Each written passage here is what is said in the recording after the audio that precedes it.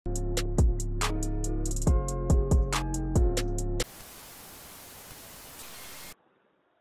Bharat live ही देख रहे हैं आप। भारत लाइव में रातों रात देख रहे हैं। रातों रात यानी कि ऐसा शो जहां आपको हम हमेशा से ऐसी खबरें देते आ रहे हैं जिस खबर को जानने और समझने के बाद आप उसके आगे विस्मयादी बोधक चिन्ह लगाने पर मजबूर हो उठते हैं। बिहार में एनडीए के भीतर क्या हो रहा है और खासकर लोजपा के भीतर क्या हो रहा है, ये बात अब किसी से भी अछूता नहीं है। लोजपा में किस प्रकार से एक सियासी एक ड्रामा किसी बड़े वेब सीरीज की तरह चल रही है, जिसमें एक बार जो अगर बात करें तो चिराग पासवान जी के चाचा ने चिराग पासवान जी को निलंबित कर दिया, वहीं दूसरी बार चिराग पासवान ने अपने ही चाचा को निलंबित कर दिया, यानी कि दोनों एक दूसरे को निलंबित कर दिए। ये तमाम राजनीतिक हलचल पर सबकी नजर बनी हुई है। जो भी राजनीति के जानकार हैं उसे भारत लाइव की टीम सीधे तौर पर खबरों से अवगत कराते रह रही है।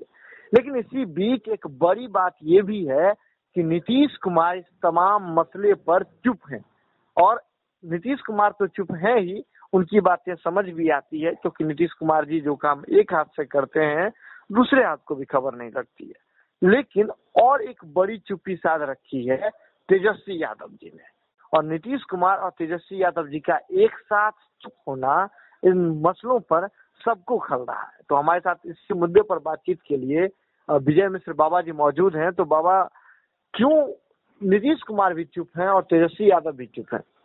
सुमन, सबसे पहले तो चर्चाएं भले ही चिराग पासवान की हो रही है, लेकिन इसको वर्तमान परिप्रेक्ष्य से ज्यादा इसको एक बड़े पैमाने पर देखने की जरूरत है। आखिर ऐसा क्या हुआ कि चिराग पासवान अच्छे नहीं लग रहे हैं और पशुपति पारस अच्छे लग रहे हैं? इसके पीछे का सबसे बड़ा कारण जो है वो ये है कि रामविलास पासवान दलितों के सर्वमान्य और एकमात्र नेता आप कह सकते हैं, जो बिहार से होकर के इस देश की राजनीति में पहुंचे और उन्होंने दलितों को एक आवाज दिया था। इस बात को यहीं हम रोक करके रखेंगे, इस बात की चर्चा हम आगे करेंगे। आपने जो सबसे पहला सवाल उठाया है कि दोनों चुप क्यों हैं, चुप नहीं है, दोनों शौक में है। शौक में क्यों है सो आपको बता दे रहे हैं। सीधी सी बात, पहले हम तेजस्वी यादव से शुरू करते हैं, क्योंकि नीतीश कुमार की चर्चाएं लगातार हो रही हैं। पिछले आपने देखा होगा 24-48 घंटों में जिस तरह से ये पूरा एपिसोड हुआ है उसमें सिर्फ नीतीश कुमार ही चर्चा में है, उनकी जदयू चर्चा में है और चिराग पासवान चर्चा में है। लेकिन तेजस्वी यादव चर्चा में आ करके भी एक शब्द नहीं बोल रहे हैं। तेजस्वी की पार्टी बोल रही है, लेकिन लालू प्रसाद और तेजस्वी यादव की तरफ से आपने एक भी बयान नहीं सुना होगा जो या तो चिराग के पासवान के बीच में बोले, भारतीय जनता पार्टी के बारे में बोले, या फिर इस किसी मुद्दे पर बोले। तेजस्वी यादव 11 तारीख को उनके पिता लालू प्रसाद का जन्मदिन था। 12 तारीख को वो एक ट्वीट करके लोगों को धन्यवाद देते हैं कि आपने जो भी ट्वीट किया, जो मेरे पिता को शुभकामनाएं दी, उसके लिए मैं आपका आभारी हूं, और सामाजिक न्याय की धारा को हम आगे लेकर के चलेंगे, लालू प्रसाद के आइडियोलॉजी को। ठीक है। इसके बाद अब चर्चाएं इस बात की बिल्कुल नहीं कर रहे हैं वो कि चिराग पासवान के साथ क्या हुआ। इसके पीछे का बहुत बड़ा कारण है। आप जानते हैं कि आरजेडी का कोर वोटर या तो मुस्लिम समाज है या फिर यादव समाज है। जी बाबा। लेकिन यादव समाज और मुस्लिम समाज में उसके अलावे चिराग पासवान या पशुपति कुमार पारस में से कौन चाहिए, इसका डिसीजन अभी करना थोड़ा जल्दबाजी लग रहा है कहीं ना कहीं तेजस्वी यादव को, क्योंकि बार बार भारत लाइव इस बात की चर्चा कर रहा है कि ये सब कुछ जो हो रहा है वो चुनाव की तैयारी के लिए हो रहा है। चुनाव की तैयारी भले ही उत्तर प्रदेश में हो, अन्य राज्यों में हो, पंजाब में हो, लेकिन बिहार में उसका असर देखने को मिलता है। बंगाल के चुनाव के पहले भी आपने देखा कि बिहार में किस तरह की राजनीति और सियासत हुई।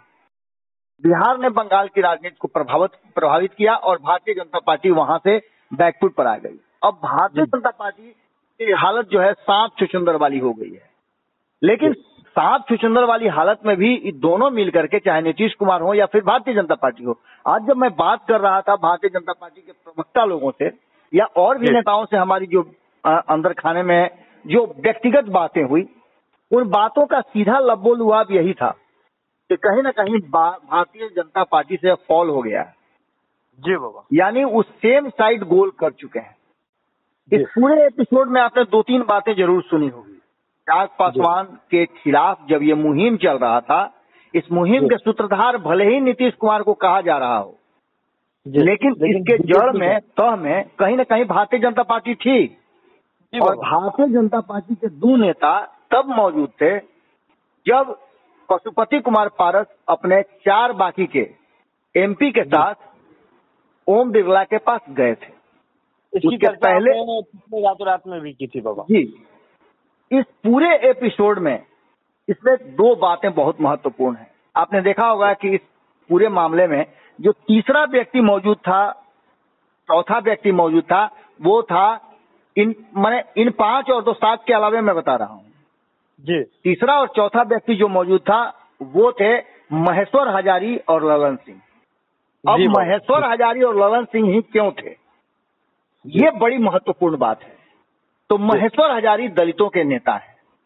आपको याद होगा कि जब श्याम रजक जदयू में थे, उन्होंने एक फोरम बनाया था दलितों का, सबको एकजुट कर रहे थे। आपसे भी चर्चा में उन्होंने कई बार ये बातें कही जी। अभी राजद में है, उसके बावजूद भी दलितों को एकजुट करने का उन्होंने ये उनका सिलसिला तब से चल रहा था जब वो नीतीश कुमार के साथ थे, और दलितों को एकजुट करने का एक प्लानिंग बना हुआ था। देखिए, इसकी जो रणनीति है, इसका सूत्र जो है, वो कहीं ना कहीं बहुत पहले से नीतीश कुमार रच रहे थे जी।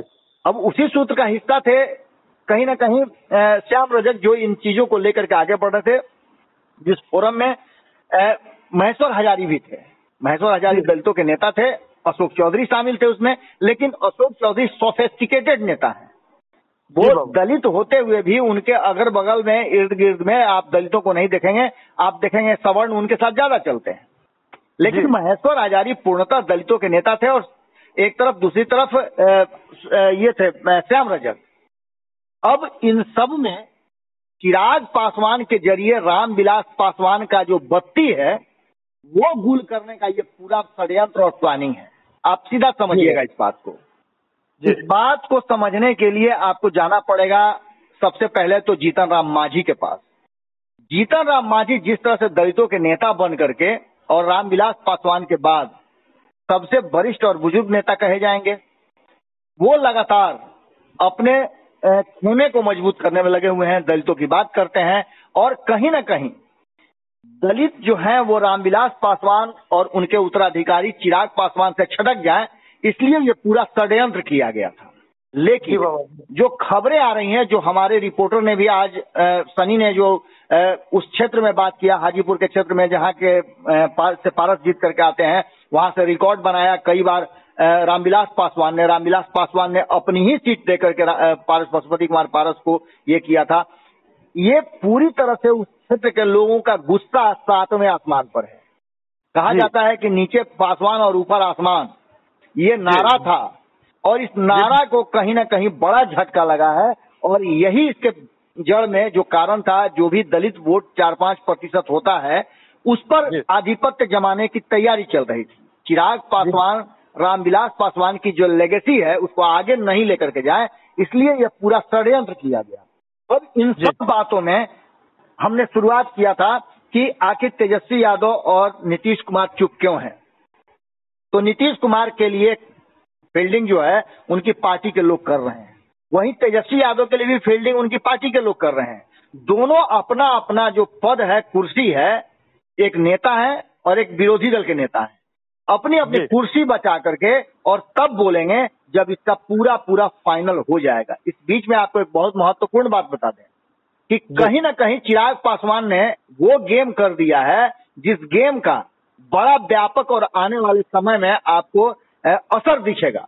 पहला असर तो आपको तुरंत नजर आ जाएगा कि मंत्रिमंडल के विस्तार में जो चर्चाएं चल रही थी, अचानक से प्रधानमंत्री नरेंद्र मोदी को भी अपनी साख पर बट्टा लगता दिख रहा है। जब वो जाएंगे उत्तर प्रदेश में चुनाव प्रचार करने, पंजाब में चुनाव प्रचार करने, तो वो क्या कहेंगे, ये सबसे पहला सवाल होता है। और इस सवाल का जवाब खोजने में अभी भारतीय जनता पार्टी सक्षम नहीं है, इसलिए मंत्रिमंडल के विस्तार की जो चर्चा थी उस पर विराम लग जाएगा, जैसा कि हमारे सूत्र बता रहे हैं।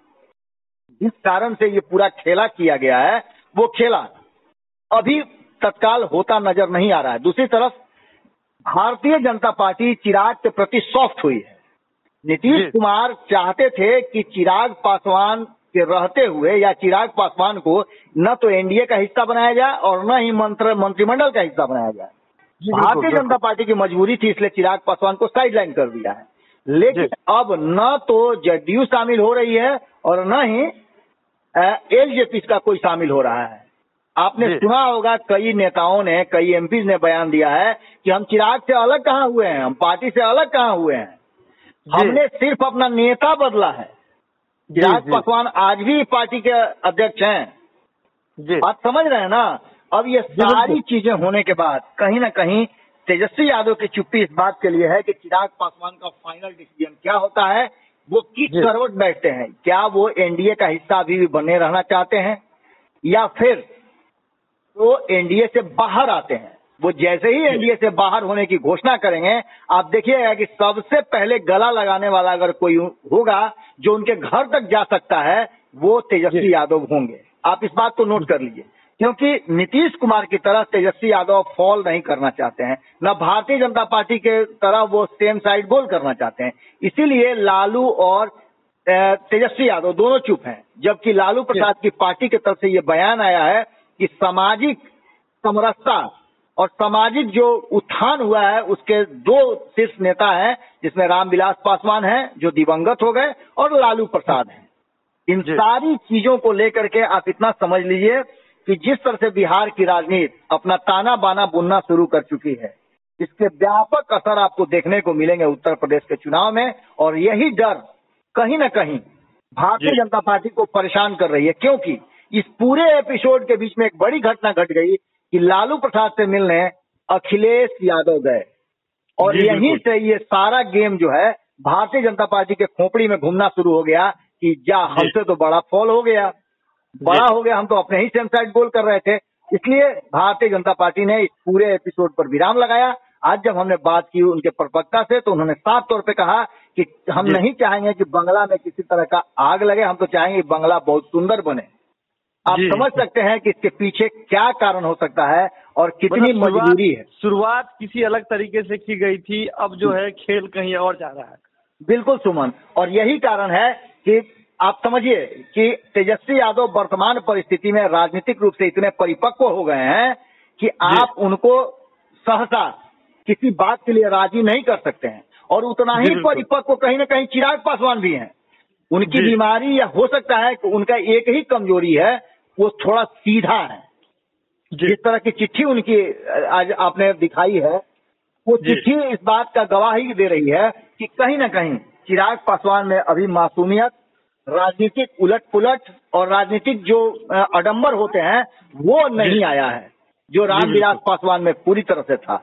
अब इसके बाद जब घर में ही आग लगी है, घर के चिराग से, तो आप समझ सकते हैं कि जब भाई साथ नहीं दिया, चाचा साथ नहीं दिए, तो आज इन लोगों ने एक बड़ी राजनीति और रणनीति तेजस्वी यादव को जरूर सिखा दी कि अब वो किसी पर भरोसा नहीं करेंगे। जैसे तेजस्वी यादव ने भरोसा किया था नीतीश कुमार पर 2015 में, लेकिन 2 साल के अंदर में तेजस्वी यादव को छोड़ करके कहीं ना कहीं नीतीश कुमार का जाना आज तेजस्वी यादव को एक बड़ा और मजबूत सोच वाला नेता बिहार में दे चुका है। वैसे ही अब चिराग पासवान यहाँ से जब निकलेंगे तो आप ये मान के चलिए कि बिहार को एक और नेता मिल गया है जो आने वाले कम से कम 25 से 30 साल तक बिहार की राजनीति में अपना एक सिक्का जमा करके रखेगा। ये आप सब मान के चलिए। तो कहीं ना कहीं बाबा ने आज आप सभी दर्शकों को बता दिया कि इस पूरे जब रणनीति चल रही है, इतनी बड़ी राजनीतिक उलट पुलट हो रही है, इसके बीच में नीतीश कुमार जी क्यों चुप हैं और चुप क्यों है तेजस्वी यादव। ये गेम कहीं और से शुरुआत हुई थी, किसी और तरीके में शुरुआत हुई थी, लेकिन इस गेम को बढ़ता हुआ देखकर अब आपने देखा होगा कि जिन जो सांसदों ने बगावत की थी उनके भी सुर बदलने लगे हैं और बहुत सारे लोगों के सुर बदलने लगे हैं, राजनीतिक हस्तियों के सुर बदलने लगे हैं। और अब समझ आ रहा है कि दरअसल पानी में गहराई कितनी है। तो जुड़े रहे भारत लाइव के साथ। भारत लाइव पर खबरों का सिलसिला लगातार जारी रहता है। आपको कैसा लगता है हमारा ये शो, आप हमें बिल्कुल बता सकते हैं। कमेंट बॉक्स का माध्यम जो है बातचीत के लिए लगातार खुला हुआ है। हमारी टीम कमेंट पे नजर रखती है। तो आपको क्या लगता है, कैसे लगता है, या फिर कोई सुझाव हो, कोई शिकायत हो, आप हमें कमेंट में आकर के दे सकते हैं। लेकिन हाँ, वीडियो को शेयर करना ना भूलें। बहुत बहुत धन्यवाद। अगर ये वीडियो पसंद आई और वह बिहार के राजनीति और बिहारियत से सरोकार रखेनी तो सब्सक्राइब बटन दबा के चैनल के सब्सक्राइब कर ली। ओजे एगो घंटी बा, ओकरा बटन दबा देला से कुल सटीक और मारक खबर रुआ मुफ्त में मिल जाई।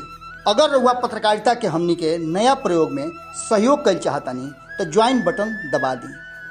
पेटीएम नंबर नोट कर ली 9386816700। धन्यवाद।